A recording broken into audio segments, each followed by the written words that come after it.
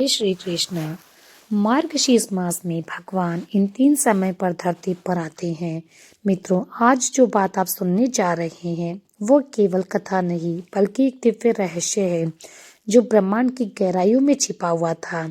ये वही रहस्य है जिसे हमारे ऋषि मुनियों ने हजारों वर्षों तक संभाल कर रखा, ताकि जब भक्त सच्चे मन से ईश्वर को पुकारे तब ये सत्य उनके हृदय में उतरे।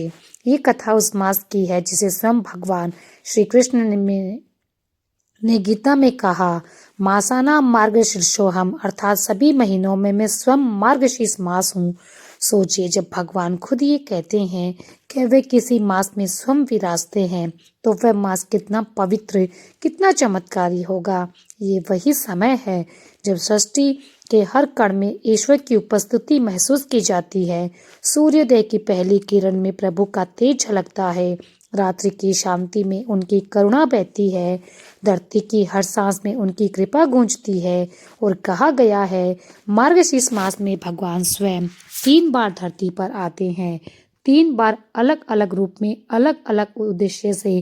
कभी किसी भूखे को अन्न देने के लिए, कभी किसी टूटे हृदय को संभालने के लिए, तो कभी अधर्म को समाप्त करने के लिए। लेकिन पहचान वही पाता है जो श्रद्धा से भरा है। कभी वे साधु के वेश में दरवाजे पर आते हैं, कभी किसी बूढ़े के रूप में आशीर्वाद देने, कभी किसी बालक के रूप में प्रेम का संदेश देने। परंतु दुर्भाग्य से संसार उन्हें पहचान नहीं पाता, क्योंकि लोग रूप देखते हैं, भाव नहीं। मार्गशीर्ष मास में आकाश तक झुक जाता है, धरती का हर अणु ईश्वर की उपस्थिति का स्वागत करता है।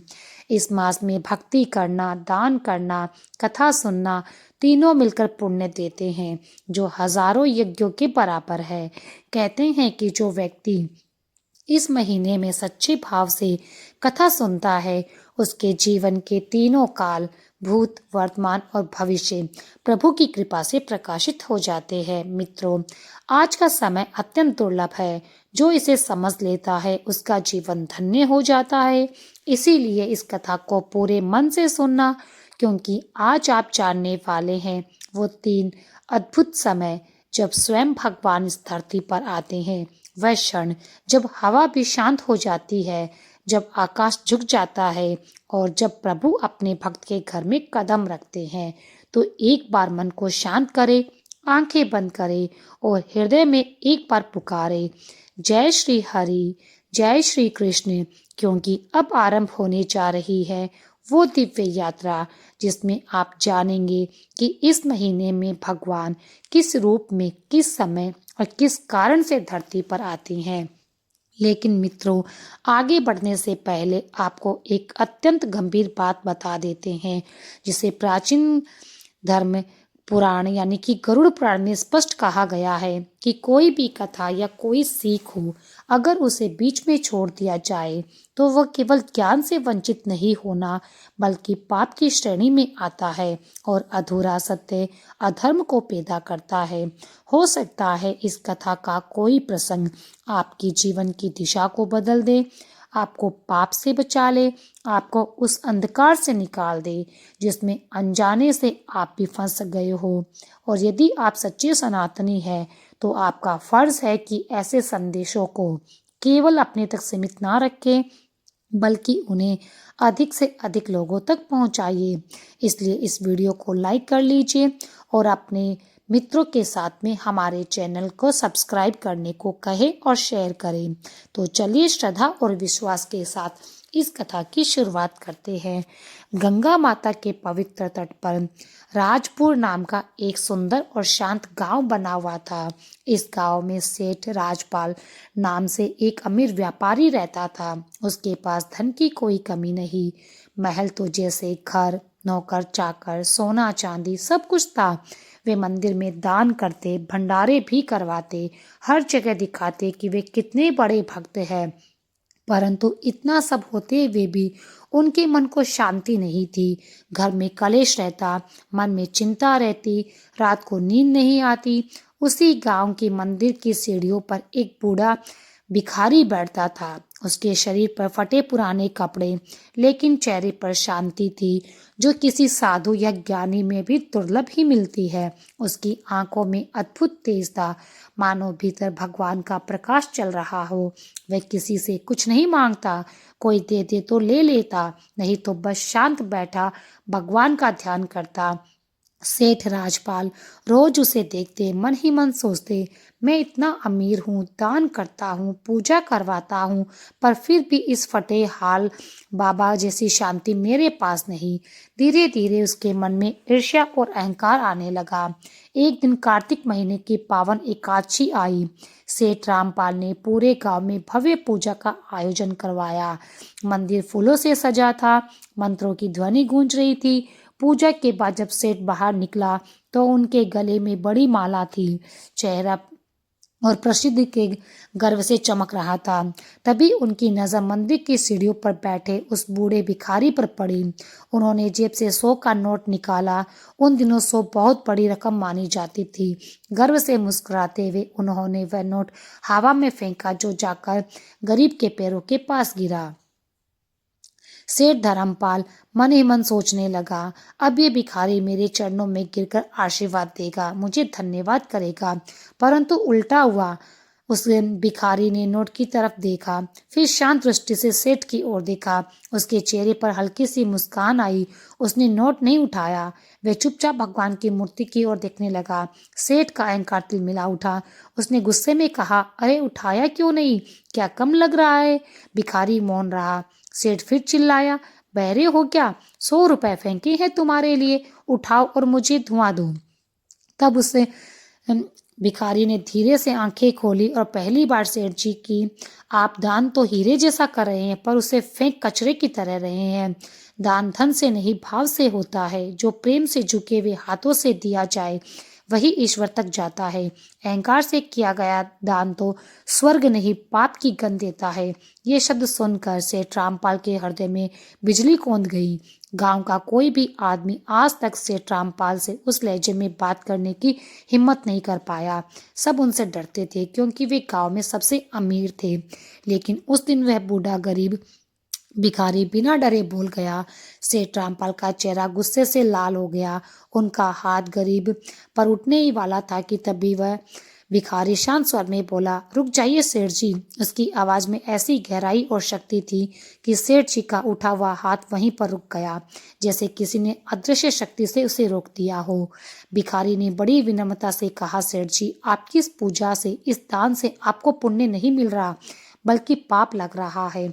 सेठ क्रोधित होकर बोला, क्या बकवास कर रहे हो?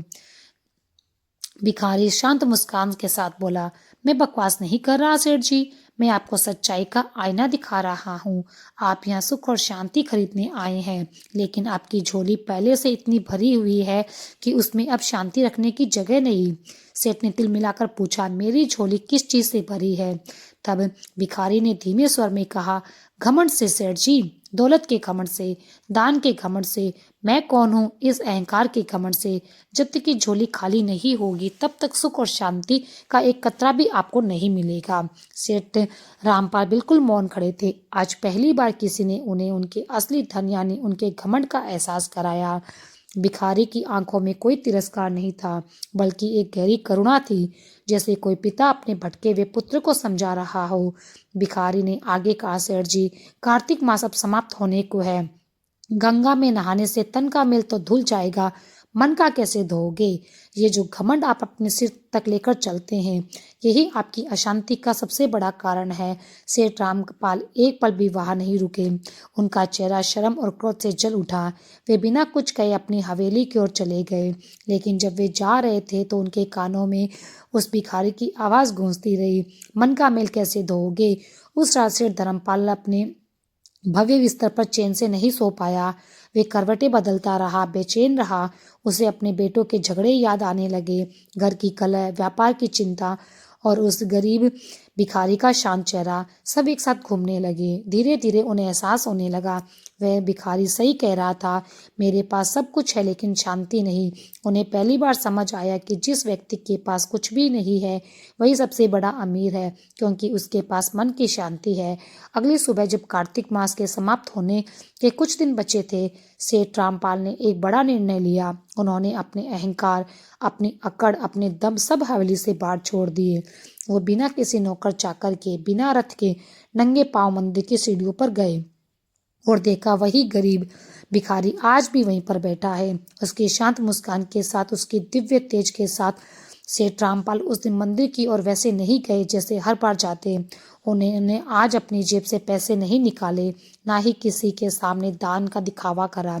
वे धीरे धीरे कदम बढ़ाते हुए मंदिर गए जहाँ वह बूढ़ा भिखारी हमेशा की तरह शांत बैठा था। सेठ रामपाल ने उसके सामने जाकर दोनों हाथ जोड़े और विनम्रता से जमीन पर बैठ गए। उनकी आवाज कांप रही थी। बाबा, कृपा करके मुझे क्षमा कर दे। कल मैंने आपका अपमान किया। आप सही थे बाबा। मेरे पास सब कुछ है, धन, मान, घर परिवार, पर शांति नहीं। मैं बहुत बेचैन हूँ। अब कार्तिक मास समाप्त होने वाला है। क्या आप मुझे मार्ग दिखा सकते हैं जिससे मुझे शांति मिले और सुख मिल सके? तब उस भिखारी ने अपनी शांत गहरी आंखों से सेठ रामपाल को देखा। उसने महसूस किया कि आज उसके सामने कोई घमंडी सेठ नहीं, बल्कि एक थका हुआ, टूटा हुआ, भटका हुआ इंसान बैठा है जो सच में ईश्वर को खोजने आया है। तब भिखारी ने शांत स्वर में कहा, सेठ जी, सुख और शांति कोई वस्तु नहीं जिसे दान देने या बड़ी पूजा करने से मिलता हो। ये तो एक समझ है, एक अनुभूति है जो तब आती है जब मन शांत होता है, विनम्र होता है। कुछ क्षण रुका और बोला, मेरी जीवन यात्रा ने मुझे 3 सीखें दी। अगर आप तीनों को अपने जीवन में उतार लें तो आपको वो मिलेगा जिसकी आप वर्षों से तलाश कर रहे हैं। सेठ रामपाल ने सिर झुकाकर हाथ और भी मजबूती से जोड़ लिए। कृपा करके बता दीजिए, वो 3 सीख क्या है? वो सेठ को कल तक गर्भ में ऊंचा खड़ा रहता, आज मंदिर की ठंडी सीढ़ियों पर झुका हुआ बैठा था, उस फकीर के चरणों के पास। कार्तिक महीने की ठंडी सुबह, गंगा जी से आती मंद मंद हवा, मंदिर के जलते हजारों दीपक की सुगंध, सब कुछ पवित्र था। पर सेठ का मन बेचैन था। उसकी नजरें केवल उस फकीर के चेहरे पर टिकी थी, जिनकी आंखों में अद्भुत ठहराव और दिव्य शक्ति थी। बूढ़े फकीर ने एक लंबी सांस ली। वह सेठ की मन की घबराहट और पीड़ा को पढ़ गए थे। फिर हल्के से मुस्कुराए और बोले, सेठ जी, सुख और शांति पाना कठिन नहीं, कठिन ये है कि लोग उसे गलत जगह पर ढूंढते हैं। वे उसे धन में, मान में, शोहरत में, अपने दान की प्रशंसा में खोजते हैं। लेकिन सुख और शांति बाहर नहीं, मन के भीतर होती है, जहाँ कोई दिखावा नहीं होता। सेठ कुछ कहने वाला था कि उससे पहले ही फकीर ने धीरे से हाथ उठाया और कहा, रुकिए सेठ जी, आप मेरी 3 सीख सुनना चाहते हैं? मैं बताऊंगा, लेकिन ये केवल सुनने के लिए ही नहीं, इन्हें अपने जीवन में उतारना होगा। ये कठिन है, गंगा में डुबकी लगाने से भी कठिन, क्योंकि यहाँ आपको अपने में डुबकी लगानी है और अपने अहंकार को समाप्त करना है। सेठ रामपाल ने सिर झुका लिया।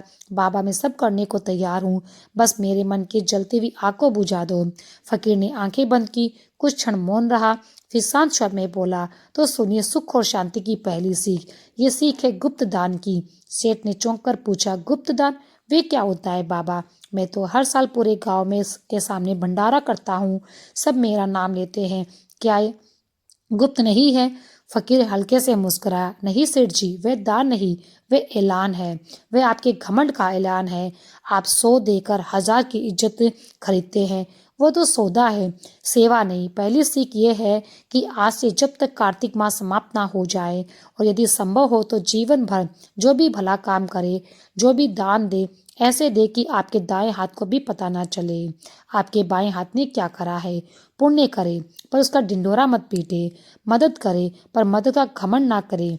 किसी की जिंदगी में एक दीपक जलाइए, पर दुनिया को ये मत बताइए कि वह दीपक आपने जलाया है।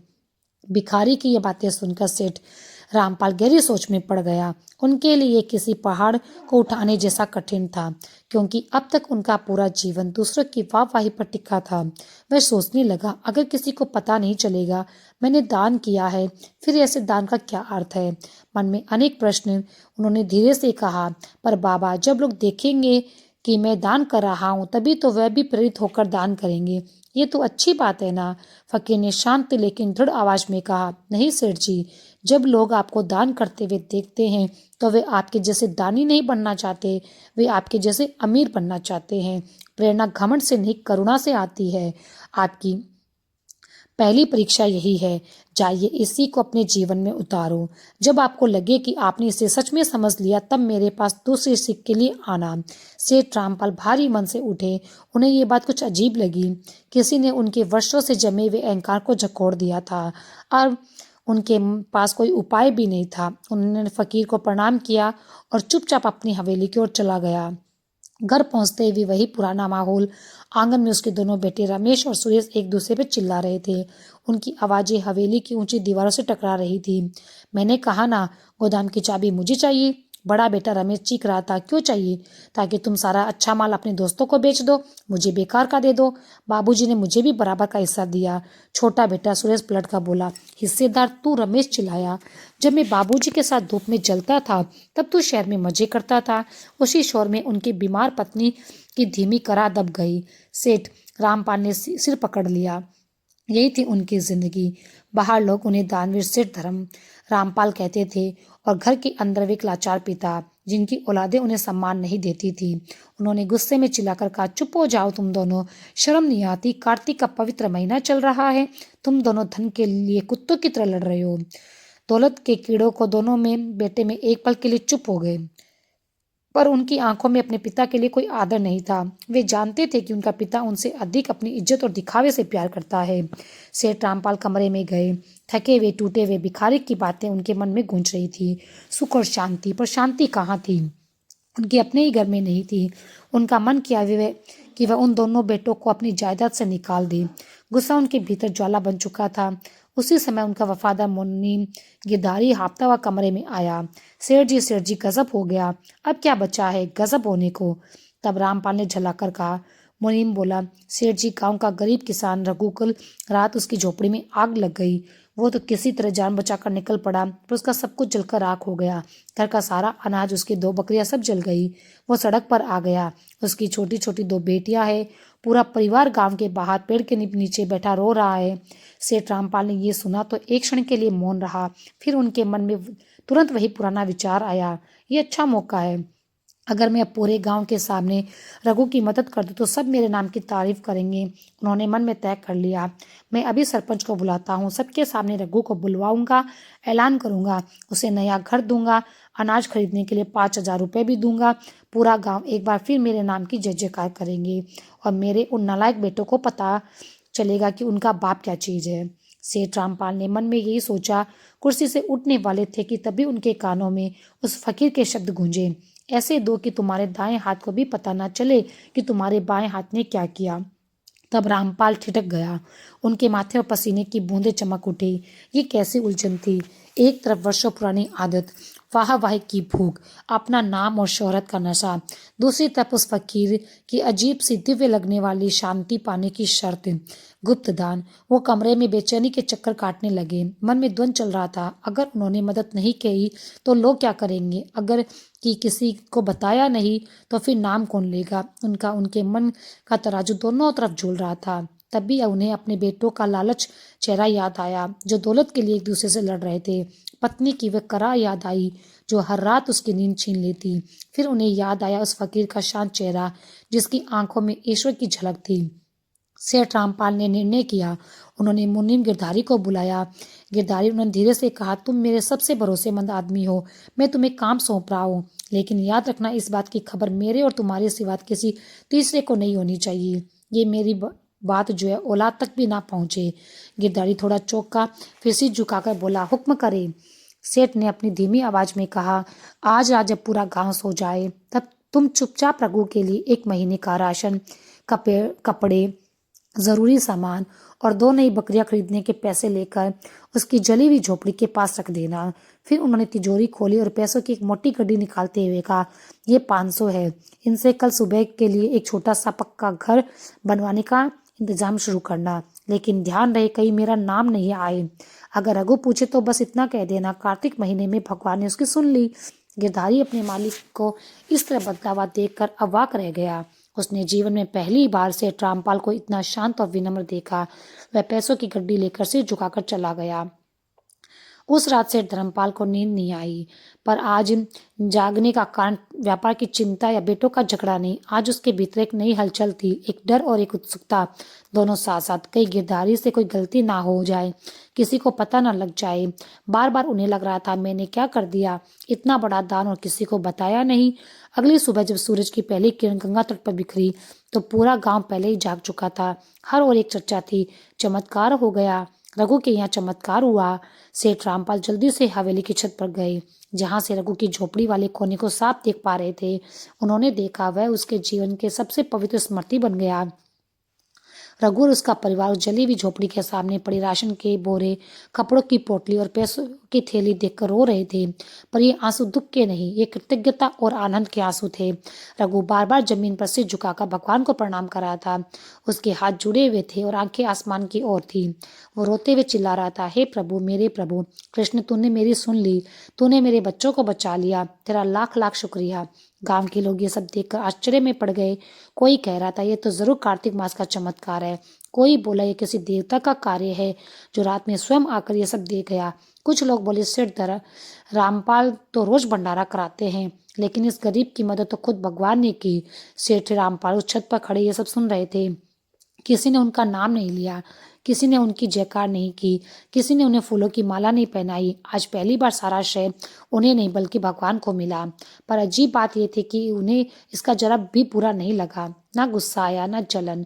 बल्कि जब उन्होंने रघु और उसके परिवार की आंखों में सच्ची निर्मल खुशी देखी तो उनकी आंखें अपनी आंखों में कई सालों बाद आंसू आ गए। ये आंसू घमंड या दुख के नहीं, ये आंसू थे आत्मिक शांति के। उन्हें महसूस हुआ मानो उनका मन पर पड़ा हुआ भारी पत्थर अहंकार जो था वो समाप्त हो गया। अब उन्हें इस फकीर की बात समझ आने लगी। पुण्य करो पर ढिंडोरा मत पीटो।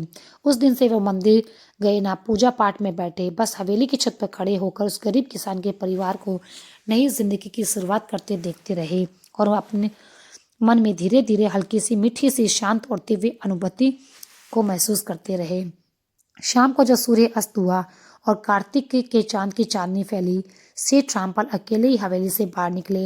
ना आज वे सेठ की तरह अकड़ कर चल रहे थे और ना दानी की तरह, वह एक साधारण इंसान की तरह चल रहे थे, उस बूढ़े फकीर के पास दूसरी सीख जानने के लिए। मंदिर की सीढ़ियों से लौटते समय उनके कदम पहले हल्के थे, पर मन पहले से ही अधिक भरा हुआ था। गुप्त दान की उस सीख ने उनके वर्षों के अहंकार को हिला जो दिया था। उन्हें याद आया, रघु के परिवार की आंखों में जो सच्ची खुशी है, उसे देखकर उनके अपने मन में जो ठंडी गहरी शांति आई, वह उन्होंने पहले कभी महसूस नहीं करी। अब उन्हें समझ आ गया था, वाहवाही के शोर में जो सुख मिलता है वह पल भर का झूठा होता है, लेकिन खामोशी से किए गए पुण्य का आनंद वह सच्चा और आत्मा को छू लेने वाला है। कार्तिक मास के आखिरी कुछ दिन चल रहे हैं। आसमान पहले से ज्यादा साफ और चांद पहले से ज्यादा चमकीला। अब सेठ रामपाल रोज मंदिर नहीं जाते, वे पूजा का दिखावा नहीं करते, वे अपने घर में पूजा करते, आंखें बंद करके उस शांति को महसूस करते। उन्हें उस दिन रघु की सहायता से मिली थी। उनके स्वभाव में आया ये परिवर्तन पूरी हवेली के लिए चमत्कार से कम नहीं था। जो सेठ पहले हर रात पर नौकरों को चिल्लाता था, अब वे शांत हो गए। जो अपने बेटों के झगड़ों में आग लगाते थे, अब वे बस मौन होकर देखते थे। उनके बेटे रमेश और सुरेश अपने पिता के इस बदले हुए रूप को समझ नहीं पाए। उन्हें लगता था शायद पिता बीमार है, शायद वे किसी बात से नाराज है। कुछ दिन बीत गए। सेठ रामपाल ने गुप्त दान की पहली सिक को पूरा कर लिया। अब भी दान करता था। अब चुपके से रात के अंधेरे में मुनि गिरधारी के जरिए अनाज, कपड़े और थोड़े पैसे जरूरतमंदों तक पहुंचाने लगा। कभी किसी विधवा के घर चुपचाप एक बोरी अनाज रख दिया जाता, कभी किसी गरीब लड़की की शादी का पैसा भेज दिया जाता, और जब भी किसी की मुस्कान उसके घर से दिखाई देती, सेठ रामपाल को उस भिखारी की पहली सीख और गहरी लगने लगी। बिना दिखावे का दान आत्मा को साफ करता है। फिर उसके मन में पूरी शांति नहीं आई। घर का माहौल वैसा था, उसके बेटों के बीच घृणा जैसी लड़ाई थी। हवेली की दीवारें अब भी उनके झगड़ों की गवाही देती थी। सेठ को महसूस हुआ कि शांति का रास्ता भी अधूरा है। कार्तिक पूर्णिमा से 2 दिन पहले की शाम थी। चांद लगभग पूरा था। उसकी दूध सी रोशनी पूरे देवपुर में फैल रही थी। सेठ रामपाल ने सोचा दूसरी सीख लेने का समय आ गया। वह चुपके से हवेली से निकला और गंगा के किनारे मंदिर की सीढ़ियों की ओर चला। वही बूढ़ा भिखारी आज भी बैठा था, शांत मुद्रा में आंखें बंद करके ध्यान में लीन। सेठ ने दूर से प्रणाम किया और थोड़ी दूरी पर एक ठंडी सीढ़ी पर बैठ गया। वह उसे परेशान नहीं करना चाहता था, बस इंतजार कर रहा था। रात देर हुई, मंदिर शांत हुआ तब भिखारी ने धीरे आंख खोली और चारों ओर देखा। सेठ रामपाल को वहां बैठा पाया। वह मुस्कुराया और बोला, आ गए सेठ जी, क्या मन थोड़ा हल्का हुआ? सेठ ने हाथ जोड़कर कहा, बाबा आपकी कृपा से दान का असली मतलब समझ आया, पर मन अभी भी पूरी तरह शांत नहीं। घर में रोज जो है आग सी लगी रहती है। मेरे अपने बेटे मेरी दौलत के लिए एक दूसरे के दुश्मन बन गए। मैं उन्हें समझाकर थक चुका हूँ। जब मैं रोकने की कोशिश करता हूँ तो वे मेरी बेइज्जती करते हैं। मैं क्या करूँ? मेरा गुस्सा मेरे ऊपर काबू नहीं रहता। भिखारी ने एक गहरी सांस ली और कहा, पहली सीख ने तुम्हारे घमंड का दान तोड़ दिया, दूसरी सीख तुम्हारे स्वभाव के घमंड को तोड़ेगी। स्वभाव का घमंड, वही क्रोध, वही गुस्सा तुम्हारी असली दुश्मन है। ये आग तुम्हारे बेटों में नहीं, तुम्हारे अंदर है। वे तुम्हें भड़काते हैं और तुम गुस्से में जवाब देकर आग को और बढ़ा देते हो। सेठ ने बेबसी से पूछा, तो क्या करूं? क्या मैं उनकी लड़ाई देखता रहूं? क्या मैं घर को बर्बाद होने दूं? तब भिखारी ने कहा, लड़ाई को रोकना तुम्हारा फर्ज नहीं, पर लड़ाई को लड़कर रोका नहीं जा सकता। शांति अशांति से नहीं आती, क्रोध को क्रोध से नहीं बुझाया जा सकता। फिर भिखारी ने धीरे शार्प शब्दों में दूसरी सीख बताई। ये सीख है मौन की ताकत। जब भी तुम्हें लगे कि मन क्रोध से भर रहा है, जब तुम्हारे खून में उबाल आ जाए, जब जुबान किसी को कड़वा जवाब देने को लपलपा रही हो, उसी पलों को चुप हो जाओ, चुप रहना। सेठ रामपाल को ये पहली से सुनकर समझ नहीं आया। चुप रहने से वे लड़ना बंद कर देंगे? शायद हाँ नहीं। भिखारी ने समझाया, पर तुम्हारे चुप रहने से तुम उस लड़ाई का हिस्सा नहीं बनोगे। सेठ जी, क्रोध एक तूफान की तरह जब आता है तो बहुत कुछ उड़ाकर ले जाता है, और जो घास झुक जाती है वह तूफान के बाद सीधी खड़ी हो जाती है। तुम्हारा मौन वही झुकना है, ये तुम्हारी ताकत है, याद रखो। भिखारी ने अपनी बात पर गहरी आवाज में जोर देते हुए कहा, जब एक हाथ ताली बजाना बंद कर देता है तो दूसरा हाथ अपने आप रुक जाता है। जब आप गुस्से का जवाब गुस्से से नहीं बल्कि खामोशी से देंगे तो सामने वाले का गुस्सा ज्यादा देर तक नहीं रुक पाएगा। क्रोध हमेशा क्रोध को जन्म देता है, लेकिन शांति केवल शांति को ही जन्म देती है। सेठ रामपाल ने धीमी आवाज में कहा, यह बहुत मुश्किल है बाबा। वो मेरे बेटे हैं, जब मेरे सामने बदतमीजी करते हैं तब चुप रहना कैसे संभव है? तब भिखारी ने मुस्कुराते हुए कहा, सेठ जी, जब सब कुछ ठीक हो तब शांत रहना कोई बड़ी बात नहीं। असली साधु वही होता है जो आग के बीच बैठकर भी अपने मन को ठंडा रख सके। जाइए सेठ जी, इस दूसरी सीख को अपने जीवन में आजमा कर देखिए। कार्तिक खत्म होने को 2 दिन है। देखिए क्या आपका मौन आपके घर की साख को बुझा पाता है या नहीं। सेठ रामपाल भारी मन से वहां से गए। उन्हें एहसास था कि ये सीख गुप्त दान से कठिन है। दान में तो बस धन देना था, पर इस बार उसने अपने स्वभाव, अपने अहंकार, अपने गुस्से को त्यागना था। वे हवेली लौटे तो रात का खाना तैयार था, जैसा उन्हें डर था। खाने की मेज पर माहौल युद्ध जैसा था। बड़ा रमेश गुस्से में बोला, मैंने कहा था ना इस साल गन्ने का सौदा मैं करूंगा, पर नहीं, सुरेश को तो हमेशा बीच में बोलना होता है। इसने मुझसे बिना पूछे आधा सौदा दूसरी पार्टी से कर लिया, मेरा नुकसान हो गया। छोटा बेटा सुरेश भी गुस्से में खड़ा था। नुकसान आपका नहीं, मिल का हुआ। आपने पुरानी कीमत पर गन्ना रोक रखा था। अगर मैं सौदा नहीं करता तो सड़ जाता, पर आपको मेरी समझदारी दिखती नहीं। आपको तो बस अपनी हुकूमत दिखानी है। रमेश ने उंगली उठाकर कहा, तू मुझे सिखाएगा? सुरेश ने जवाब दिया, हाँ सिखाऊंगा, चुप हो जा। ये आवाज थी सेठ रामपाल की। उनकी पुरानी गूंजती हुई आवाज पूरे कमरे में फैल गई। वे कुर्सी से खड़े हो गए, चेहरे से लाल हो गया, हाथ कांप रहे थे। कितनी बार कहा है खाने की मेज पर ये सब नहीं। तुम दोनों मेरी इज्जत का जरा भी ख्याल नहीं रखते। निकल जाओ मेरी आंखों के सामने से। रमेश और सुरेश गुस्से में अपनी कुर्सियों पटक कर चले गए। इनके साथ तो बैठकर खाना खाना भी मुश्किल है, कहते वे सेठ कहीं बैठ गए। उनकी छाती में तेज दर्द उठा। पत्नी जो कमरे में कोने में चुपचाप बैठी थी, आंखों से आंसू बहने लगे। सेठ रामपाल की परीक्षा शुरू होते ही खत्म हो गई। वे मौन नहीं रह पाए। भिखारी की दूसरी सीख उनके गुस्से के तूफान में उड़ गई। सेठ को खुद पर शर्म आई। उन्होंने सोचा, नहीं, मैं इतना कमजोर नहीं हो सकता। अगला दिन जो कार्तिक पूर्णिमा से 1 दिन पहले का था, उन्होंने अपने कमरे में बिताया। वो चुपचाप बैठे रहे, बार बार भिखारी के शब्द याद करते। क्रोध एक तूफान है, जब एक का ताली बजाना बंद कर देता है तो दूसरा अपने आप रुक जाता है। शाम हुई तो सिर धर्मपाल ने हिम्मत जुटाई, वह फिर परिवार के साथ खाने की मेज पर आए। उन्हें मालूम था तूफान फिर आएगा, और वह आया। इस बार झगड़ा जमीन के टुकड़े को लेकर नहीं। रमेश और सुरेश की आवाज़ें फिर से ऊंची होने लगी, इल्ज़ाम लगाए जा रहे थे, पुरानी बातें फिर से खोदी जा रही थी। शेर धर्मपाल का खून एक बार फिर खोल उठा, उनकी मुठ्ठियां भींच गई। वे कुर्सी से उठने वाले थे। चुप हो जाओ, ये शब्द उनके होठों तक आ गए। तभी उन्हें अपनी पत्नी की सिसकी सुनाई दी। वह कोने में बैठी थी, अपने पल्लू में मुंह छिपाकर धीरे रो रही थी। शेर धर्मपाल रामपाल जी ठिठक गए। उन्होंने गहरी सांस ली, आंखें बंद करी। उन्हें भिखारी का चेहरा याद आया, मौन की ताकत। वो चुप रहे, बस शांत बैठे रहे, आंखें बंद करके। मन भीतर की ओर मुड़कर बेटों की कड़वी आवाजें कमरे में गूंजती रही, पर उन्होंने एक शब्द नहीं बोला। धीरे धीरे रमेश और सुरेश भी रुक गए। उनके पिता की खामोशी ने उन्हें चौंका दिया। बाबूजी, आप कुछ बोलते क्यों नहीं? रमेश ने पूछा। आप फैसला कीजिए ना, कौन सही, मैं या ये सुरेश? सेठ रामपाल ने धीरे से अपनी आंखें खोली, पर आज उनकी आंखों में गुस्सा नहीं, वह एक सन्नाटा था, एक भारी दर्द। उन्होंने किसी बेटे की ओर नहीं देखा, बस अपनी पत्नी की ओर देखा जो रो रही थी। फिर बहुत धीमी थकी हुई आवाज में बोले, लड़ लो जितना लड़ना है, इस जमीन के लिए, इस मील के लिए, इस दौलत के लिए। एक दूसरे को मार डालो अगर यही करना है। दोनों चुप हो गए। यह वह जवाब नहीं था जिनकी उन्हें उम्मीद थी। सेठ धर्मपाल ने आगे कहा, पर जब तुम दोनों एक दूसरे के खून से अपने हाथ रंग रहे हो तो क्या तुम्हें अपनी माँ की सिसकियां सुनाई नहीं देती? उन्होंने अपनी पत्नी की ओर इशारा किया। वो जो तुम्हारी माँ है, जिसने तुम्हें 9 महीने अपनी कोख में रखा, जो पिछले साल से बिस्तर पर पड़ी है, हर दिन तिलमिल कर जी रही है, सिर्फ इसलिए कि एक दिन उसके बेटे एक हो जाएंगे, पर तुम दोनों को तो उसकी चिंता भी नहीं है। सेठ रामपाल की आवाज कांप रही थी, लेकिन उसमें गुस्सा नहीं, सिर्फ करुणा और पीड़ा थी। ये मील, ये जमीन, ये दौलत सब यहीं रह जाएगा। मेरे बाद तुम दोनों इसे बांट लेना, पर उस प्यार को कैसे बांटोगे जो तुम्हारी इस लड़ाई में हर दिन मर रहा है? उस शांति को कहाँ से लाओगे जिसे तुम दोनों ने मिलकर इस घर से निकाल दिया? रमेश और सुरेश, जो कुछ देर पहले शेर की तरह दहाड़ रहा थे, अब सिर झुकाए खामोश थे। उनकी आंखों में पहली बार शर्म के आंसू थे। उन्हें आज गुस्से पर नहीं, अपनी करनी पर पछतावा हो रहा था। सेठ रामपाल धीरे उठे, पर आज वे गुस्से में नहीं थे। उनके कदम एकदम शांत थे, मन भारी था। वे बोले, कार्तिक का महीना खत्म हो रहा है, कल पूर्णिमा है, कम से कम आज की रात तो अपनी माँ की खातिर इस घर की शांति मत छीनो। ये कहकर वे अपने कमरे में चले गए। आज उन्होंने ना चिल्लाया, ना किसी को सजा दी।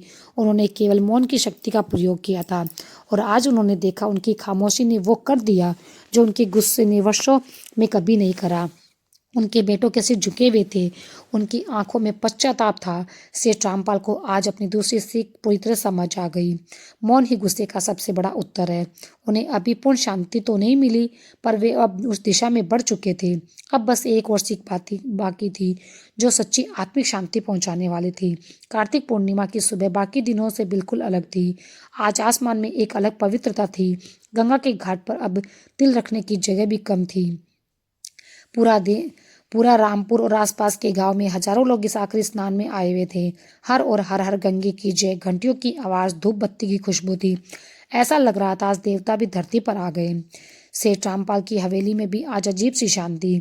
पिछले 2 दिनों से जब सेठ ने खाने पर चुप्पी रखी, उसके दोनों बेटे रमेश और सुरेश डर गए। उन्होंने अपने पिता को ऐसा रूप में कभी नहीं देखा, ना चिल्लाने वाला, ना गुस्सा करने वाला, पर उनकी खामोशी किसी डांट से अधिक असरदार थी। घर में लड़ाई तो थम गई थी, पर एक भारीपन था, जैसे राख के नीचे अभी भी कोई चिंगारी हो, हवा लगते ही फिर से भड़क जाएगी। सेठ रामपाल जानते थे कि यह शांति असली नहीं, उनके बेटों के दिलों में लालच का जहर अब भी है। वे सही मौका ढूंढ रहे हैं। सेठ ने स्नान किया, साफ कपड़े पहने। आज वे मंदिर मूर्तियों के पास नहीं गए। उनका मन उस जीवित मूर्त पर था जो मंदिर की सीढ़ियों पर बैठता है, वही बूढ़ा भिखारी। वे जानते थे कि आज कार्तिक मास खत्म होगा, आज रात पूर्णिमा का चांद पूरा होगा, कल से ये पवित्र प्रभाव नहीं रहेगा। उन्हें आज आखिरी मौका मिल सकता है, तीसरी सीख जान लेनी चाहिए। वे धीरे धीरे गंगा घाट की ओर गए। वहां हजारों लोग स्नान कर रहे थे, दिए जला रहे थे, दान कर रहे थे, पर वह सब कुछ उस बूढ़े भिखारी की नजरों से खोखला लग रहा था। वह भिखारी अब भी वहीं पर शांत बैठा था, उस बहुत भीड़ और शोर के बीच भी जैसे वह वहां ना हो। उसकी आंखें गंगा की निर्झर धार पर टिके हुई थी। सेठ रामपाल उसके पास गए, हाथ जोड़कर थोड़ी दूर पर बैठ गए। उन्होंने कुछ नहीं पूछा, बस चुपचाप बैठकर इंतजार किया। काफी देर बाद भिखारी ने बिना देखे कहा, घर की आग शांत हुई? सेठ ने गहरी सांस ली और कहा, बाबा, आग अभी भी शांत नहीं हुई, बस राख के नीचे दब गई। मेरे चुप रहने से वे चुप तो हो गए, पर आज सुबह मैंने फिर उनकी आंखों में वही लालच, नफरत देखी। मैंने दान करना सीख लिया, गुस्से पे काबू करना भी सीख लिया, पर उस जड़ का क्या करूं? वही दौलत जो इस फसाद की जड़ बन गई है। जब तक दौलत मेरे पास है, घर में शांति नहीं आएगी, और अगर मैं इसे बांट दूं तो वे नोच नोच कर एक दूसरे को मार डालेंगे। बाबा, मुझे रास्ता दिखाओ, मैं इस दौलत के बोझ के तले दब रहा हूँ। भिखारी ने धीरे से गंगा से आंखें उतारी और सेठ को देखा। उसकी मुस्कान में गहरी करुणा थी। तो सेठ जी, वह बोला, आखिर आपने उस जड़ तक पहुंच ही गए जिसे आप पानी दे देकर बड़ा कर रहे थे। आपकी अशांति का कारण आपके बेटे नहीं, आपकी अशांति का कारण आपका मोह है, आपकी दौलत का मोह है, जिसे आप अपनी दौलत कहते हैं, समझते हैं। भिखारी ने अपनी बात को और सरल शब्दों में समझाते हुए कहा, पहली सीख ने तुम्हारे घमंड को तोड़ दिया, दूसरी सीख ने तुम्हारे क्रोध को तोड़ा, अब तीसरी और अंतिम सीख तुम्हारे मालिक होने के घमंड को तोड़ेगी। भिखारी की आवाज धीमी लेकिन गहरी थी। सेठ जी, सुख और शांति की तीसरी और सबसे बड़ी सीख यह है त्याग। त्याग शब्द सुनते ही सेठ रामपाल कांप गए। त्याग बाबा, क्या मैं सब कुछ छोड़ दूं? अपनी मील, अपनी जमीन, अपनी हवेली, सब कुछ? भिखारी मुस्कुराया। उसकी हंसी कोई तंज नहीं, बल्कि उसमें सच्चाई और प्रेमता थी। नहीं सेठ जी, उसने कहा, त्याग का मतलब भागना नहीं होता, त्याग का मतलब है मुक्त होना, आजाद होना। और सच कहूं तो आप अभी आजाद नहीं। भिखारी ने कहा, आप उस दौलत के मालिक नहीं है, बल्कि आप उसके गुलाम हैं। वो दौलत आपकी नींद छीन रही है, आपके बेटों का प्यार छीन रही है, आपके मन की शांति छीन रही है। आप सोचते हैं कि आप उस धन की रखवाली कर रहे हैं, पर सच में वही दौलत आपको पहरेदार बना चुकी है। आप चौकीदारी कर रहे हैं, आपके बेटे भी उसी चौकीदारी की लड़ाई लड़ रहे हैं। सेठ रामपाल ने थकी हुई आवाज में कहा, तो मैं क्या करूं? भिखारी ने आंखें बंद करते हुए कहा, त्याग कीजिए सेठ जी, पर दौलत का नहीं, मेरी दौलत होने के भाव का त्याग करो। जिस दिन आप ये समझ जाए कि ये मील, ये हवेली, ये धन आपका नहीं, तो आप बस कुछ समय के लिए इसके रखवाले हैं, उस दिन आपको असली शांति मिलेगी। सेठ ने पूछा, पर बाबा, अगर ये मेरी नहीं तो किसकी है? भिखारी ने शांत स्वर में कहा, यह उसकी है जिसे इसकी सबसे ज्यादा जरूरत है। ये उस समाज की है जहां से आपने इसे कमाया। ये उन किसानों की है जिसके पसीने से आपकी मील चलती है। आपने इसे पकड़ रखा है, इसलिए आपको तरते रही है। इसे छोड़ दो, जाने दो, जैसे गंगा का पानी बहता है, फिर आप कितना हल्का महसूस करेंगे। भिखारी ने आगे कहा, जिस चीज ने आपको दुख दिया, जिससे आपके घर में कलेश आया, उससे अपने मैं को अलग कर दीजिए। यही एकमात्र मार्ग है। जाइए सेठ जी, आज कार्तिक पूर्णिमा की रात है, इससे ज्यादा पवित्र दिन और कोई नहीं है। आज ही अपने मन का ये आखिरी बोझ उतार दीजिए, आज ही मालिक बनने का घमंड छोड़ दीजिए। आपको शांति मिलेगी, और जीवन भर के पुण्य से भी ऐसी शांति मिलेगी कि जीवन भर के पुण्य से भी आपको नहीं मिल पाएगी। उन्हें एक रास्ता दिखने लगा, कठिन डरावना, पर शायद यही रास्ता था। वो उठे और भिखारी के चरणों में सिर झुका दिया। बाबा, आपने मेरी आंखें खोल दी। हवेली लौटते समय उनके कदम तेज थे, मन में एक अटूट दृढ़ता थी। अब कोई भ्रम नहीं, बस एक निर्णय, एक ऐसा निर्णय जो देवपुर के इतिहास को हमेशा के लिए बदलने वाला था। शाम हो गई थी। आसमान में कार्तिक पूर्णिमा का चांद थाली की तरह चमक रहा था। सेठ रामपाल ने मुनीम गिरधारी को बुलाया। गिरधारी गांव के सरपंच और 5 सबसे मान्य पंचों को अभी इसी वक्त हवेली बुलाओ। कहो, सेठ रामपाल एक बहुत जरूरी फैसला सुनाने वाले हैं। गिरधारी हैरान था, पर आदेश मानकर दौड़ गया। फिर सेठ ने अपने दोनों बेटे रमेश और सुरेश को बुलाया। दोनों सहमे वे पिता के सामने आए। उन्हें लगा आज बंटवारे का आखिरी फैसला होने वाला है। दोनों मन ही मन अपनी दलील सोचने लगे। थोड़ी देर में हवेली का बड़ा आंगन गांव के पंचों और सरपंचों से भर गया। माहौल शांत पर गंभीर। सबके मन में एक ही सवाल, आज कार्तिक पूर्णिमा की इस पवित्र रात में सेठ रामपाल आखिर कौन सा निर्णय लेने वाले हैं? सेठ रामपाल अपनी कुर्सी पर बैठे। आज उनके चेहरे पर ना गुस्सा, ना चिंता, ना दुख, बस एक शांत मुस्कान, वैसे ही जैसे उस भिखारी के चेहरे पर होती है। उन्होंने अपनी गहरी और शांत आवाज में कहना शुरू किया, सरपंच जी, मेरे पंच और भाइयों, सब जानते हैं कि मैंने अपनी पूरी जिंदगी इस मील और इस जायदाद को खड़ा करने में लगा दी। मैंने सोचा था कि यह सब मेरे बाद मेरे बेटों का होगा, लेकिन मैं गलत था। रमेश और सुरेश ने चौंक कर अपने पिता की ओर देखा। सेठ रामपाल ने आगे कहा, ये दौलत जिसे मैं मेरी समझता रहा, इसने मुझे सुख नहीं सिर्फ दुख दिया, चिंता दी। इस दौलत ने मेरे बेटों को एक दूसरे का दुश्मन बना दिया, मेरी पत्नी की सेहत छीन ली। आज कार्तिक मास के इस आखिरी और सबसे पवित्र दिन में मैं अपनी सबसे बड़ी गलती सुधारना चाहता हूँ। सेठ रामपाल अपनी कुर्सी से उठे, उन्हें मुनीम से सभी कागज मंगवाए, मिल और जायदाद से जुड़े कागज। फिर उन्होंने बेटों की ओर देखा। मेरे दोनों बेटे रमेश और सुरेश इस दौलत के लिए लड़ते हैं, उन्हें लगा ये उनका हक है, पर आज मैं एक अंतिम फैसला सुनाता हूँ। रमेश और सुरेश की सांसें थम गई। सेठ रामपाल ने गहरी सांस ली और ऊंची आवाज में बोले, आज से मेरी चीनी मिल का और मेरी आधी से ज्यादा जमीन का 75% हिस्सा रामपुर ग्राम कल्याण ट्रस्ट के नाम में किया जाएगा। एक पल के लिए आंगन में सन्नाटा छा गया, सबकी सांसें रुक गई। बाबूजी, रमेश और सुरेश एक साथ चिल्लाए, ये आप क्या कर रहे हैं? क्या आप पागल हो गए हैं? ये हमारी जायदाद है, चुप रहो। सरपंच ने पहली बार ऊंची आवाज में कहा, आज सेठ जी को बोलने दो। सेठ रामपाल ने शांत स्वर में कहा, हाँ, ये जायदाद अब तुम्हारी नहीं, ये उस गांव की है जिसके किसानों के पसीने से ये मिल चली है।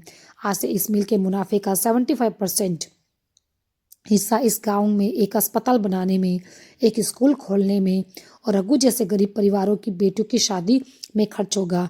सुरेश रोते हुए बोला, पर हमारा क्या बाबूजी? सेठ ने उसकी ओर देखा, उनकी निगाहों में कठोरता नहीं बल्कि करुणा थी। तुम दोनों के लिए ये हवेली है, उन्होंने कहा, ये बचा हुआ 25% हिस्सा तुम दोनों भाई बनकर मिलकर इसे चला सकते हो। 2 वक्त की रोटी इज्जत से कमा लोगे, पर अगर तुम्हें इस 25% के लिए भी लड़ना है तो जाओ, लड़ो, भूखे मरो। उनकी आवाज शांत थी, पर उसमें सत्य की गूंज थी। आज से मैं इस मिल का मालिक नहीं, बस एक रखवाला हूँ, मेरा काम पूरा हुआ। ये कहकर सेठ धर्मपाल ने सरपंच और पंचों के आगे हाथ जोड़ दिया। फिर उन्होंने मुड़कर अपने हैरान और बेटों और उस दौलत को देखा जिसने उन्हें जीवन भर सताया था। उन्होंने गहरी सांस ली और भीतर के भार को उतरते हुए महसूस किया। फिर वो अपनी हवेली के अंदर अपनी बीमार पत्नी के कमरे में गए। वह बिस्तर पर लेटी थी और बाहर के शोर को सुन रही थी। उसकी आंखों में आंसू थे। सेठ रामपाल ने उनका कमजोर हाथ थामा और बोले, मुझे माफ कर दो भगवती, मैंने तुम्हें जीवन के सारे सुख देने की कोशिश की, पर तुम्हें वह नहीं दे सका जिसकी तुम्हें सबसे ज्यादा जरूरत थी, शांति। पर आज मैं वो शांति ले आया हूँ। सेठ रामपाल ने खिड़की से बाहर देखा। कार्तिक पूर्णिमा का चांद आसमान में थाली की तरह चमक रहा था। उन्हें लगा जैसे वही भिखारी अब चांद बनकर उन पर मुस्कुरा रहा है। उन्होंने आज सब कुछ छोड़ दिया, पर बदले में पा लिया वो जो पूरी जिंदगी खोजते रहे, मन की सच्ची शांति। सेठ रामपाल का वह एक फैसला उस कार्तिक पूर्णिमा की रात में जैसे शांत हवेली में कोई भूचाल लेकर आया हो। आंगन में बैठे सरपंच और पंचों के चेहरे पर अविश्वास और हैरानी साफ झलक रही थी। वह सेठ धर्मपाल रामपाल, जिन्हें सब अब तक सिर्फ एक अमीर और घमंडी समझते थे, आज उनकी नजरों में किसी देवता की तरफ पवित्र और महान लग रहे थे। सरपंच के हाथ कांप रहे थे। उन्होंने वे कागज उठाए जिन पर सेठ रामपाल ने अपनी मील और जायदाद का बड़ा हिस्सा गांव के नाम कर दिया। सेठ जी, आपने क्या कर दिया? आपने तो अपनी पूरी संपत्ति। सेठ रामपाल ने उन्हें हाथ के इशारे से रोक दिया। उनकी नजरें अपने दोनों बेटों रमेश और सुरेश पर टिकी थी। दोनों जैसे पत्थर की मूर्ति बन गए। उनके चेहरे का रंग उड़ गया। उन्हें यकीन नहीं हो रहा था कि जिस दौलत के लिए वे सालों से लड़ते रहे, वे दौलत अब उनकी नहीं रही। बड़ा बेटा रमेश, जो हमेशा गुस्से में रहता, अचानक चिल्ला उठा, आप क्या कह रहे हैं? आपका दिमाग ठीक है ना? ये सब हमारा है, हमारी विरासत है, आप इसे इन गाँव वालों को कैसे दे सकते हैं? सेठ रामपाल ने पहली बार अपने बेटों की आंखों में देखा। उनकी आवाज में अब ना गुस्सा ना करवाहट, बस एक गहरी ठंडी शांति थी। उन्होंने धीरे से कहा, कौन सी विरासत बेटा? वो जो मैंने अपने खून पसीने से कमाई थी, या जिसे तुम दोनों ने सिर्फ अपनी ऐश के लिए इस्तेमाल किया? छोटा बेटा सुरेश अब रोते हुए बोला, लेकिन हम आपके बेटे हैं, हमें हक है इस पर। हम अदालत जाएंगे, हम साबित करेंगे कि आपका यह फैसला गलत है। ये सुनते ही हवेली में बैठे पंच और सरपंच खड़े हो गए। उनकी आंखों में अब सेठ रामपाल के लिए सम्मान और उनके बेटों के लिए गुस्सा था, पर सेठ रामपाल बस मुस्कुराए, वही शांत निसंत जैसी मुस्कान जो भिखारी की याद दिला रही थी। जाओ बेटा, उन्होंने शांत स्वर में कहा, अदालत के दरवाजे तुम्हारे जैसे बेटों के लिए ही खुले हैं। वहां पर जाकर कहना, क्या यही ना कि तुम्हारे पिता ने अपनी मेहनत की कमाई गरीबों, अनाथों और बीमारों के लिए दान कर दी। हाँ बेटा, ज़रूर जाओ। जाकर ये भी बताना कि तुम्हारे पिता ने अपने पापों को पुण्य में बदल दिया। उन्होंने मुनीम गिरधारी को आवाज़ दी, मुनीम जी, इन कागजों पर पंचों के हस्ताक्षर करवा दीजिए। कल सुबह ही रामपुर ग्राम कल्याण ट्रस्ट के नाम का खाता खुलवा देना। मेरा फैसला अब अंतिम फैसला है। रमेश और सुरेश समझ गए कि अब कुछ नहीं बदलेगा। उनके पिता ने यह कदम बड़ी शांति और दृढ़ता से उठाया था। वे कुछ नहीं कर सकते, बस भीतर से चल रहे थे। सरपंच और पंच शेर धर्म रामपाल की जय जयकार करते हुए उनके इस महान त्याग की चर्चा करते हुए हवेली से बाहर निकले। कार्तिक पूर्णिमा की उस पवित्र रात में ये खबरें पूरे रामपुर गांव में आग की तरह फैल गई। जो लोग कल तक सेठ रामपाल को घमंडी कहते थे, आज वही लोग उनकी भक्ति और दया की बात कर रहे थे। वह रघु जिसका घर सेठ धर्मपाल या रामपाल ने चुपचाप बनवाया था, वह समझ गया था। वह दौड़ता हुआ आया और हवेली के बंद दरवाजे पर माथा टेक कर रोने लगा। रातों रात सेठ रामपाल एक घमंडी सेठ से संत रामपाल बन गया। लेकिन हवेली के अंदर का माहौल अब भी शांत नहीं।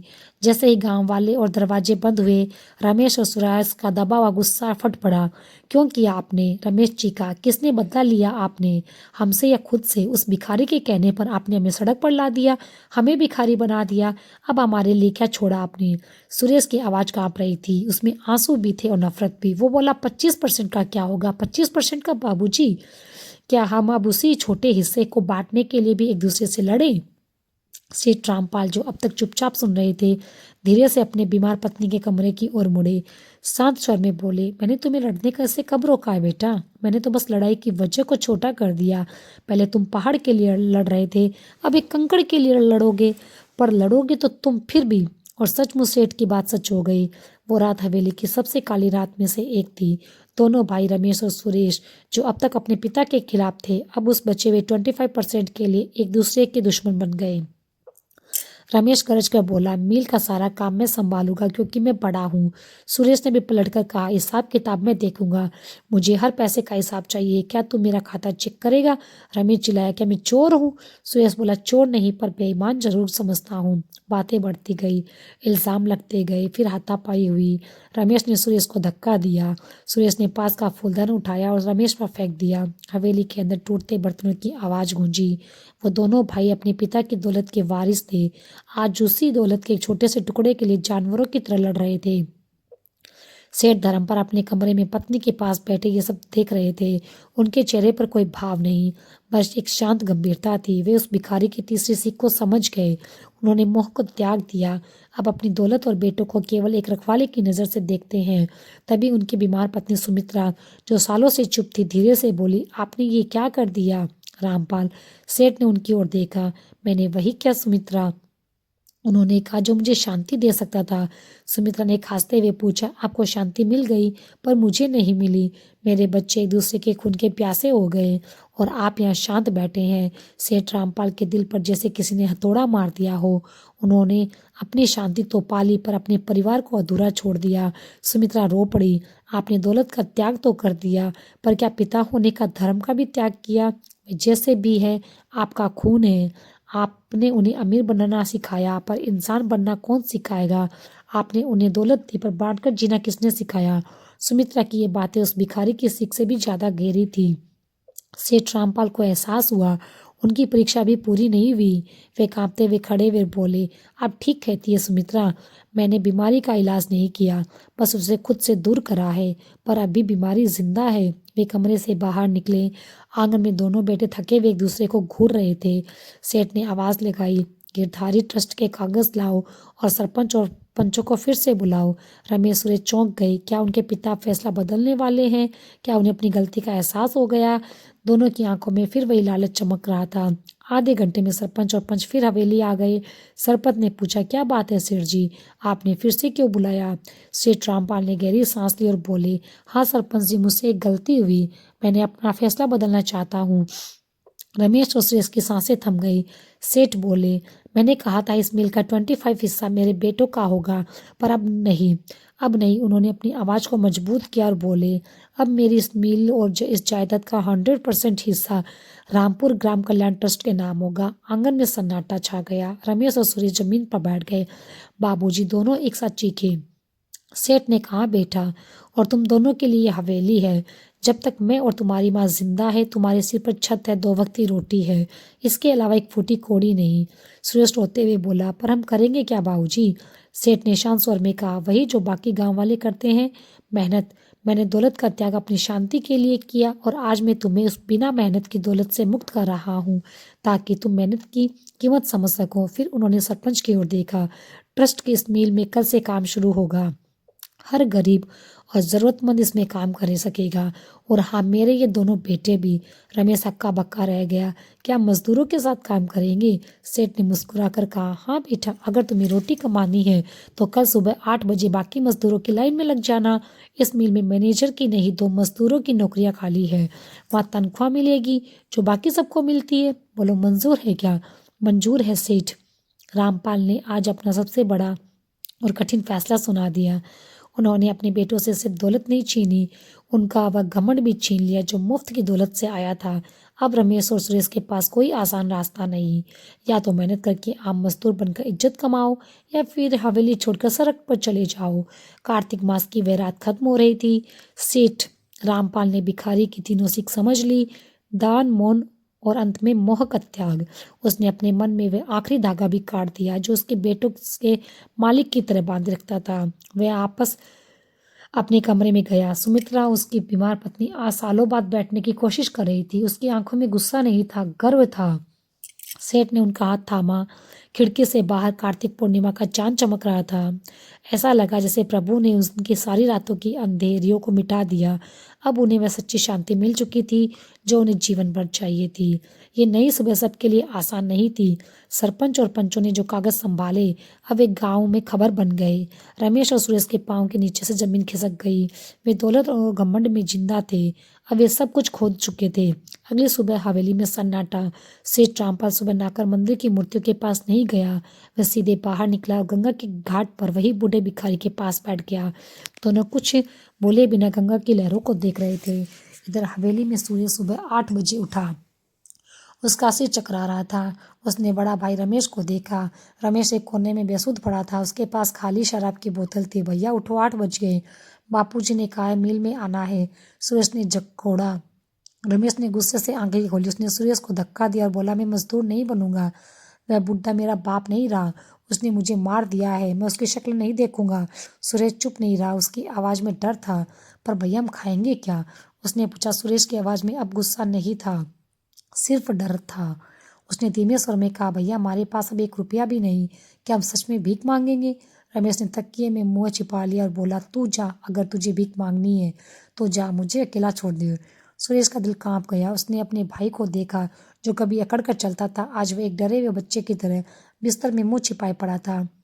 सुरेश ने लंबी सांस ली। उसने मेले कुचैले कपड़े पहने और बिना कुछ कहे हवेली के दरवाजे के बाहर निकल गया। उसके कदम भारी थे, शर्म और पछतावा से दबे हुए थे। वह गलियों में नजर चुराता हुआ उस चीनी मिल के गेट पर पहुंचा जिसका वह कल खुद को मालिक समझता था। मिल का नजारा बदल चुका था। गेट पर अब एक नया बोर्ड लगा था। रामपुर ग्राम कल्याण ट्रस्ट। गांव के सरपंच और पंच मजदूरों के नाम दर्ज कर रहे थे। वहीं रघु, जिसकी झोंपड़ी कभी जल गई थी, आज मुनीम की जगह मजदूरों की हाजिरी ले रहा था। जब सुरेश गेट पर पहुंचा तो सब उसे देखकर कुछ पल के लिए चुप हो गए। वो सेठ रामपाल का बेटा था जिसके नाम से कभी लोग सिर झुकाते थे। रघु के हाथ कांप गए। उसने हिचकते हुए कहा, छोटे मालिक, आप। सुरेश की आंखों में आंसू आ गए। उसने अपनी नजरें झुका ली और बोला, नहीं रघु काका, अब मैं मालिक नहीं, मैं यहाँ काम मांगने आया हूँ। क्या मुझे काम मिलेगा? पूरा माहौल जैसे रुक गया। गांव के मजदूर जिनके सामने वे कभी सिर ऊंचा रखता था, आज वही सच्चाई सुन रहे थे। सरपंच जो दूर से दृश्य देख रहा था, उनकी आंखें भर आई। उन्हें रघु को इशारा किया। रघु ने धीरे से कहा, हाँ बेटा, क्यों नहीं, आज गन्ने की बोरियां उठानी है गोदाम में, तो वहीं चला जा। सुरेश ने सिर झुकाया और चुपचाप मजदूरों की लाइन में खड़ा हो गया जिन्हें वह कल तक अपने जूते की धूल समझता था। उस दिन सुरेश ने पहली बार मेहनत का असली अर्थ समझा। उसने 50-50 किलो की बोरियां अपनी पीठ पर उठाई। उसकी कमीज पसीने से भीग गई। उसके कोमल हाथों पर छाले पड़ गए। जिसने खून टपकने लगा। हर बोरी उठाते हुए उसे अपनी पुरानी अय्याशा याद आई। वो घमंड, वो अकड़ अब पिघल कर मिट्टी मिल गया था। दोपहर में जब मजदूर अपनी रोटियां खाने बैठे तो सुरेश थक कर एक कोने में जा बैठा। उसके पास खाने को कुछ नहीं था। तभी रघु उसके पास आया। उसने अपनी रोटी तोड़ी, आधी सुरेश की ओर बढ़ा दी और कहा, ले बेटा खा ले, तू भूखा होगा। सुरेश की आंखों में आंसू बह निकले। जिसे वह कभी एक मामूली किसान समझता था, आज वही उसके लिए भगवान जैसा बन गया। उसने कांपते हाथों से रोटी ली। वो सूखी रोटी उसे आज दुनिया की हर पकवान से मीठी लगी। शाम को जब उसे अपनी पहली मेहनत की कमाई मिली तो उसके हाथ कांप रहे थे। वो नोट मेले थे, पसीने से भीगे थे, पर उसकी अपनी मेहनत के थे। वो नोट लेकर वह धीरे धीरे हवेली लौटा। हवेली में अब भी सन्नाटा था। वातावरण शोक भरा था। रमेश अब भी अपने कमरे में बंद पड़ा था और हवेली की दीवारें मानो पिता की दी हुई सीख को दोहरा रही थी। मेहनत ही सच्चा धन है, बाकी सब मोह माया का बंधन। सेठ रामपाल वापस आ गए और चुपचाप अपनी पत्नी सुमित्रा के पास बैठ गए। सूर्य सीधे अपनी माँ के पास गया। कांपते हुए हाथों से दिन भर की कमाई वे थोड़े से रुपए माँ के पैर में रख दिए। माँ, आज से घर का चूल्हा मेरी इस मेहनती कमाई से जलेगा। उसने कहा। सुमित्रा, जो सालों से बिस्तर पर पड़ी थी, आज अपने बेटे का बदलावा रूप देखकर उठ बैठी। उन्होंने पैसे उठाए और उन्हें अपनी आंखों से लगा लिया। सेठ रामपाल दूर से ये सब देखकर बैठे थे। उनकी खाली आंखों में आज एक हल्की सी चमक थी। उनका एक बेटा शायद पहला सबक सीख गया, पर दूसरा बेटा अभी अंधेरे में था। 2-3 दिन बाद वह कमरे से बाहर नहीं निकला। वह शर्म और गुस्सा नफरत की आग में चल रहा था। उसे लगता था कि उसकी बेइज्जती और सब बर्बादी उसी भिखारी की वजह से हुई। चौथे दिन वह भूखा प्यासा पागल की तरह अपने कमरे से निकला। वह सीधा मंदिर की सीढ़ियों की ओर भागा। उसके मन में एक ख्याल था, उस भिखारी को जान से मारना। मंदिर पहुंचते ही उसने भिखारी का गला पकड़ लिया और चिल्लाया, तेरी वजह से सब कुछ हुआ। तूने मेरे बाप पर जादू कर दिया। बोल, नहीं तो तुझे जिंदा नहीं छोड़ूंगा। भीड़ इकट्ठा होने लगी, पर भिखारी शांत मुस्कुरा रहा था। उसने विरोध नहीं किया। मार लो, भिखारी ने धीरे से कहा। मुझे मारने से क्या तुम्हारी दौलत वापस आ जाएगी? तुम्हारा घमंड लौट आएगा? रमेश गुस्से में धक्का दे गया। भिखारी ने खांस कर कहा, तुम्हारी दूसरी सीख तो यही थी, क्रोध में चुप रहना। पर अब तुम अभी भी चीख रहे हो। तुम अभी भी अपने गुस्से के गुलाम हो। पिता ने दौलत का त्याग किया, पर तुम अपने क्रोध का त्याग नहीं कर पाए। रमेश ने फिर से मारने की कोशिश की तभी एक मजबूत हाथ ने उनका हाथ रोक लिया। वह सुरेश था, जो सुरेश को अपने भाई को ढूंढ करने आया था। अब उसके सामने खड़ा था। छोड़ो इन्हें, रमेश चिल्लाया, ये हमें बर्बाद कर दिया। सुरेश की आवाज में अब डर नहीं बल्कि मजबूती थी। नहीं भैया, उन्होंने कहा, इन्होंने हमें बर्बाद नहीं किया, इन्होंने हमें आज़ाद किया उस दौलत की गुलामी से, उस घमंड की कैद से। असली भिखारी हम थे, जो दौलत होते हुए भी सच्ची शांति के लिए भीख मांगते रहे। सुरेश ने रमेश का हाथ पकड़ा। घर चलो भैया, बहुत हो गया, अब लड़ने का नहीं, मिलकर काम करने का समय है। रमेश अपने छोटे भाई को देखकर स्तब्ध रह गया, जिसे वह हमेशा एक डरपोक बच्चा समझता था। आज वही भाई उसे सच्चाई का धैर्य का पाठ पढ़ा रहा था। वह टूट गया। वह वही मंदिर की सीढ़ियों पर बैठ गया। अपने भाई के कंधे पर सिर रखकर रोने लगा, अपनी हार पर, अपने घमंड पर, अपनी मूर्खता पर। उस दिन कार्तिक मास के आखिरी दिन के बाद दिन रामपुर गांव ने एक और चमत्कार देखा। अगली सुबह मिल के गेट पर एक नहीं बल्कि 2 जोड़ी आंखें झुकी हुई खड़ी थी। रमेश और सुरेश, दोनों भाई। आज वे मालिक नहीं, मजदूर थे। वे दोनों विनम्रता से लाइन में खड़े थे। जिनके सामने कभी लोग झुकते थे, आज वे खुद झुके हुए थे, सेवा और श्रम के आगे। सेठ रामपाल आज फिर वहां आए थे, पर इस बार अकेले नहीं। उनकी पत्नी सुमित्रा व्हील चेयर पर उनके साथ थी। सुमित्रा की आंखों में आज गर्व था। उन्होंने अपने बेटों को मालिक नहीं, इंसान बनते देखा। सेठ रामपाल की नजर उस भिखारी को खोज रही थी, जिसने उसकी जिंदगी बदल दी। वे उसे धन्यवाद कहना चाहते थे, पर मंदिर की सीढ़ी अब खाली थी। वह भिखारी जैसे आया वैसे चला गया। वह कौन था? कोई साधु, कोई देवता, या खुद भगवान श्री कृष्ण, जो कार्तिक के इस पवित्र मास में भटके हुए सेठ को एक शांति की सीख देने आए थे? कोई नहीं जान पाया, पर इतना सब जान गए कि सेठ रामपाल को अपना खोया परिवार मिल गया और मन की सच्ची शांति मिल गई। उनके बेटों ने भी दौलत खोकर जीवन का असली अर्थ पा लिया। भिखारी की 3 सीखें, गुप्त दान, मौन की ताकत और मोह का त्याग। क्या ये सिर्फ कार्तिक मास के लिए थी? नहीं, ये वो 3 मार्ग है जिन पर चलकर कोई भी मनुष्य जीवन में सुख और शांति पा सकता है। वह भिखारी कौन था, इस पर हम बहस कर सकते हैं, पर उसके शब्द वो शुद्ध सत्य थे जिन्हें कोई झुठला नहीं सकता। दोस्तों, आपको क्या लगता है, आज के समय में इन तीनों सीखों पर चलना आसान है? इनमें से सबसे कठिन कौन सी सीख है? मित्रों, कथा यहीं पर खत्म नहीं होती। अभी हम ये भी जानेंगे मार्गशीर्ष मास में इन 3 समय में भगवान धरती पर आते हैं। बंधु दोस्तों, मार्गशीर्ष मास का नाम लेते ही एक पवित्र स्पंदन पूरे मन में तोड़ता है। ये वो मास है जिसे भगवान श्री कृष्ण ने स्वयं सबसे श्रेष्ठ महीना कहा है कि इस मास में जो व्यक्ति सच्चे मन से प्रभु का स्मरण करता है उसके जीवन से अंधकार मिट जाता है। आज की कथा उसी रहस्य को उजागर करेगी। जब भगवान स्वयं 3 बार धरती पर अवतरित हुए, 3 समय, 3 क्षण, 3 अवसर पर आसमान झुका और मनुष्य ने ईश्वर के बीच पाया। कथा आरंभ होती है एक छोटे से एक गांव रामपुर से। वहाँ के लोग बड़े सरल थे। सुबह उठते ही खेत में काम करते, शाम को तुलसी के पास दिया जलाते। लेकिन उस साल सूखा पड़ा था, खेत बंजर, तालाब सूखे और लोगों में मन में निराशा। परंतु उस अंधकार में एक लड़की थी, रेखा। उसके हृदय में अदम्य श्रद्धा थी। वह रोज मंदिर की घंटी बजाती और कहती, प्रभु अगर तुम कहीं हो तो एक बार धरती पर आओ। और उसी मार्गशीर्ष मास में चमत्कार हुआ। पहला समय भोर का वह क्षण जब सूरज अभी उगा नहीं था। प्रिया तुलसी के पौधे के पास दीपक जला रही थी। तभी गांव के रास्ते पर एक थका हारा वृद्ध चला आया। उसके कपड़े मैले थे, पैर फटे थे और हाथ में एक टूटा सा पात्र। कोई उसकी ओर देखता भी नहीं। तब रेखा दौड़कर उसके पास गई, बोली, बाबा ठंड है, कुछ खा लो। वृद्ध मुस्कुराया, बेटी मैं भूखा नहीं, मैं तो बस देखना चाहता था कि इस गांव में भक्ति बची है या नहीं। रेखा ने झटपट तुलसी से पत्ते तोड़े, पानी दिया और कहा, भक्ति तो भगवान की देन है बाबा, बस उसे जगाने वाला चाहिए। तभी वृद्ध का चेहरा चमक उठा, उसकी आंखों से दिव्य प्रकाश निकला, पूरा आंगन में रोशनी फैल गई। वह बोले, मैं वही हूँ जिसे तुम हर दिन पुकारती थी। मैं तुम्हारे प्रेम से बनकर आया हूँ। जो व्यक्ति मार्गशीर्ष मास की सुबह किसी जरूरतमंद को भोजन या जल देता है, वहां मैं स्वयं उपस्थित होता हूँ।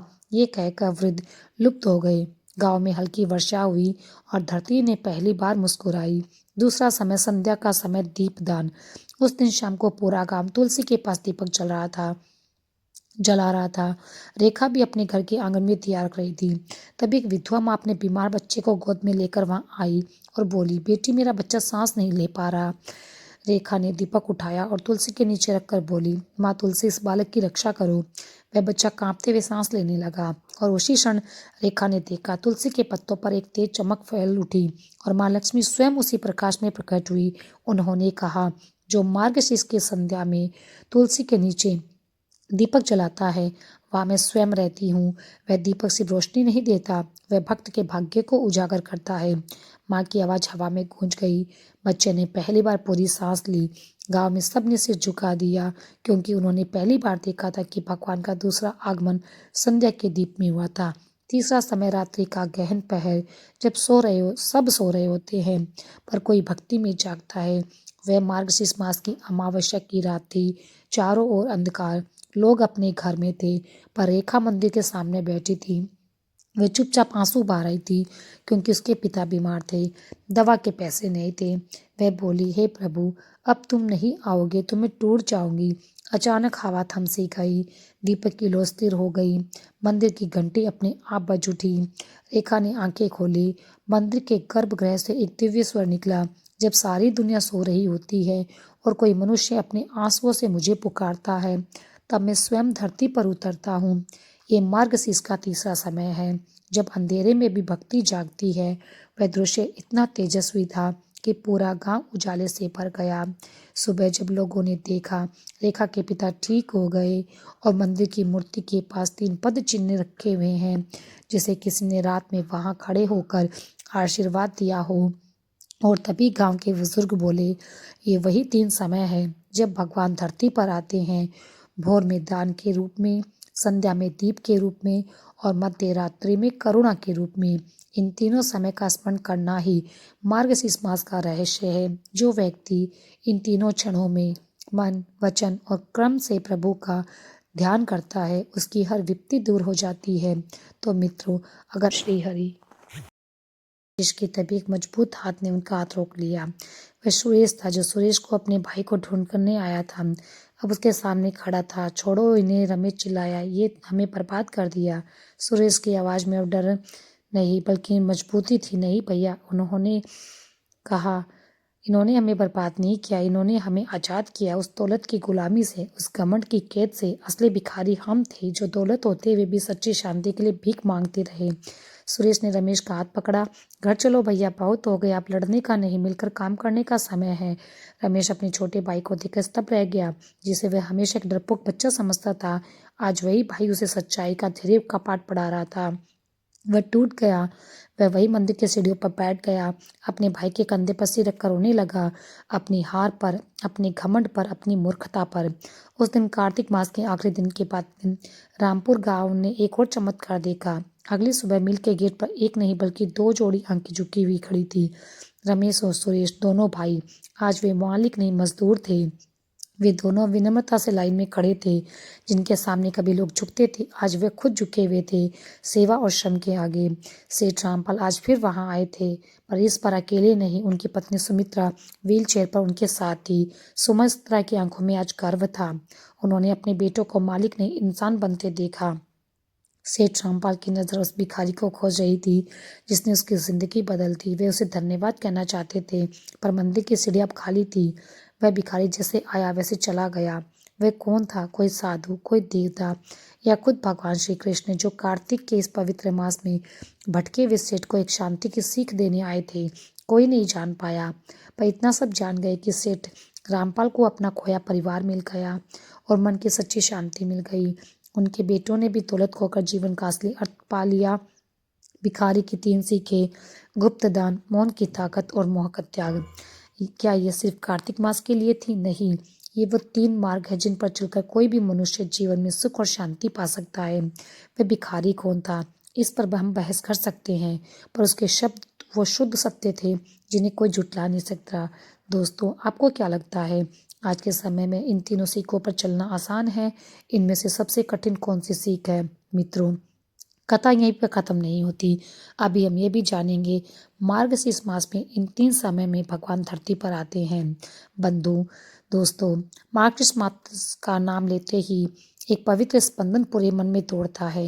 ये वो मास है जिसे भगवान श्री कृष्ण ने स्वयं सबसे श्रेष्ठ महीना कहा है कि इस मास में जो व्यक्ति सच्चे मन से प्रभु का स्मरण करता है, उसके जीवन से अंधकार मिट जाता है। आज की कथा उसी रहस्य को उजागर करेगी। जब भगवान स्वयं 3 बार धरती पर अवतरित हुए, 3 समय, 3 क्षण, 3 अवसर पर आसमान झुका और मनुष्य ने ईश्वर के बीच पाया। कथा आरंभ होती है एक छोटे से गांव रामपुर से। वहाँ के लोग बड़े सरल थे। सुबह उठते ही खेत में काम करते, शाम को तुलसी के पास दिया जलाते। लेकिन उस साल सूखा पड़ा था, खेत बंजर, तालाब सूखे और लोगों में मन में निराशा। परंतु उस अंधकार में एक लड़की थी, रेखा। उसके हृदय में अदम्य श्रद्धा थी। वह रोज मंदिर की घंटी बजाती और कहती, प्रभु अगर तुम कहीं हो तो एक बार धरती पर आओ। और उसी मार्गशीर्ष मास में चमत्कार हुआ। पहला समय भोर का वह क्षण जब सूरज अभी उगा नहीं था। प्रिया तुलसी के पौधे के पास दीपक जला रही थी। तभी गांव के रास्ते पर एक थका हारा वृद्ध चला आया। उसके कपड़े मैले थे, पैर फटे थे और हाथ में एक टूटा सा पात्र। कोई उसकी ओर देखता भी नहीं। तब रेखा दौड़कर उसके पास गई, बोली, बाबा ठंड है, कुछ खा लो। वृद्ध मुस्कुराया, बेटी मैं भूखा नहीं, मैं तो बस देखना चाहता था कि इस गांव में भक्ति बची है या नहीं। रेखा ने झटपट तुलसी से पत्ते तोड़े, पानी दिया और कहा, भक्ति तो भगवान की देन है बाबा, बस उसे जगाने वाला चाहिए। तभी वृद्ध का चेहरा चमक उठा, उसकी आंखों से दिव्य प्रकाश निकला, पूरा आंगन में रोशनी फैल गई। वह बोले, मैं वही हूँ जिसे तुम हर दिन पुकारती थी। मैं तुम्हारे प्रेम से बनकर आया हूँ। जो व्यक्ति मार्गशीर्ष मास की सुबह किसी जरूरतमंद को भोजन या जल देता है, वहां मैं स्वयं उपस्थित होता हूँ। ये कहकर वृद्ध लुप्त हो गए। गांव में हल्की वर्षा हुई और धरती ने पहली बार मुस्कुराई। दूसरा समय संध्या का समय, दीपदान। उस दिन शाम को पूरा गांव तुलसी के पास दीपक जला रहा था। रेखा भी अपने घर के आंगन में दिया रख रही थी। तभी एक विधवा माँ अपने बीमार बच्चे को गोद में लेकर वहां आई और बोली, बेटी मेरा बच्चा सांस नहीं ले पा रहा। रेखा ने दीपक उठाया और तुलसी के नीचे रखकर बोली, माँ तुलसी, इस बालक की रक्षा करो। वह बच्चा कांपते हुए सांस लेने लगा और उसी क्षण रेखा ने देखा, तुलसी के पत्तों पर एक तेज चमक फैल उठी और माँ लक्ष्मी स्वयं उसी प्रकाश में प्रकट हुई। उन्होंने कहा, जो मार्गशीर्ष की संध्या में तुलसी के नीचे दीपक जलाता है वहाँ मैं स्वयं रहती हूँ। वह दीपक सिर्फ रोशनी नहीं देता, वह भक्त के भाग्य को उजागर करता है। माँ की आवाज़ हवा में गूंज गई। बच्चे ने पहली बार पूरी सांस ली। गांव में सबने सिर झुका दिया, क्योंकि उन्होंने पहली बार देखा था कि भगवान का दूसरा आगमन संध्या के दीप में हुआ था। तीसरा समय रात्रि का गहन पहर, जब सब सो रहे होते हैं, पर कोई भक्ति में जागता है। वह मार्गशीर्ष मास की अमावस्या की रात थी। चारों ओर अंधकार, लोग अपने घर में थे, पर रेखा मंदिर के सामने बैठी थी। वह चुपचाप आंसू बहा रही थी, क्योंकि उसके पिता बीमार थे, दवा के पैसे नहीं थे। वह बोली, हे प्रभु, अब तुम नहीं आओगे तो मैं टूट जाऊंगी। अचानक हवा थम सी गई। दीपक की लौ स्थिर हो गई। मंदिर की घंटी अपने आप बज उठी। रेखा ने आंखें खोली। मंदिर के गर्भगृह से एक दिव्य स्वर निकला। जब सारी दुनिया सो रही होती है और कोई मनुष्य अपने आंसुओं से मुझे पुकारता है, तब मैं स्वयं धरती पर उतरता हूँ। ये मार्गशीर्ष का तीसरा समय है, जब अंधेरे में भी भक्ति जागती है। वह दृश्य इतना तेजस्वी था कि पूरा गांव उजाले से भर गया। सुबह जब लोगों ने देखा, रेखा के पिता ठीक हो गए और मंदिर की मूर्ति के पास 3 पद चिन्ह रखे हुए हैं, जिसे किसी ने रात में वहां खड़े होकर आशीर्वाद दिया हो। और तभी गांव के बुजुर्ग बोले, ये वही 3 समय है जब भगवान धरती पर आते हैं, भोर में दान के रूप में, संध्या में दीप के रूप में और मध्य रात्रि में करुणा के रूप में। इन तीनों समय का स्मरण करना ही मार्गशीर्ष मास का रहस्य है। जो व्यक्ति इन तीनों क्षणों में मन, वचन और क्रम से प्रभु का ध्यान करता है, उसकी हर विपत्ति दूर हो जाती है। तो मित्रों, अगर आप भी भगवान का साक्षात दर्शन करना चाहते हैं, तो मार्गशीर्ष मास में 3 कार्य अवश्य करें। सुबह किसी भूखे को जल या अन्न दे, शाम को तुलसी के नीचे दीप जलाए और रात को सोने से पहले प्रभु को याद करें। अपने दोषों की उनसे क्षमा याचना करें। यकीन मानिए, इन 3 क्षणों में भगवान स्वयं आपके घर के आंगन से गुजरते हैं। अगर ये कथा आपके मन को थोड़ी सी भी छू गई हो, अगर आपको पसंद आई हो, तो आप हमारे चैनल को सब्सक्राइब कर लीजिए। साथ में कमेंट बॉक्स में जाकर जय श्री कृष्णा अवश्य लिखिए और ऐसा दिव्य अनुभव महसूस करें। भगवान आपके जीवन में उसी तरह प्रकाश उतरे जैसे उस रात रामपुर के गांव में उतरे थे। ओम श्री हरि, ओम श्री हरि।